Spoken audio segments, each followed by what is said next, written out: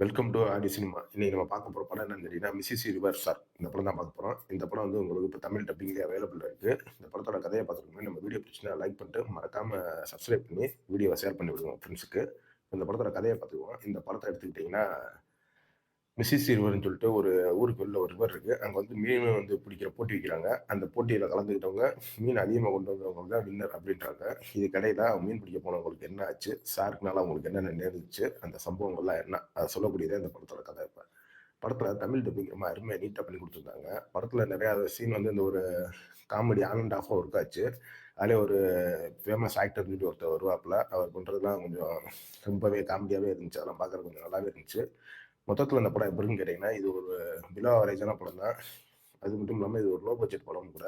படத்துல நமக்கு எங்கேயுமே ஒரு என்கேஜிங்கே இருக்காது. முதல்ல இந்த படத்துல ஷார்க்க காமிச்ச விதமே ரொம்ப கொடூரமா, கேவலமா தான் இருக்கும். ஏன்னா கிராபிக்ஸ் அவ்வளோ மட்டம் கேவலமா இருக்கும். மொத்தத்துல இது ஒரு காட்டுமிராண்டியான படம். பார்க்கணும்னா பாருங்க. இந்த படம் வந்து இப்ப தமிழ் டப்பிங்ல YouTubeல அவைலபிள்ல இருக்கு. இந்த சோனி பிக்சர்ஸ் ஏன் தான் நம்மள போட்டு கொல்றாங்கன்னே தெரியல. ஏன் ஒரு நல்ல படமா தமிழ்ல தமிழ் டப் பண்ணி விட வேண்டியது தானே. இவ்வளோ அருமையா தமிழ் டப் பண்ணியிருக்காங்க இந்த படத்துக்கு. அதே ஒரு நல்ல படத்துக்கு பண்ண வேண்டியது தானே. மொக்க படமா தமிழ் டப் பண்ணி விட்டு நம்மள போட்டு கொல்றாய்ங்க. இன்னொரு வீடியோல சந்திப்போம்.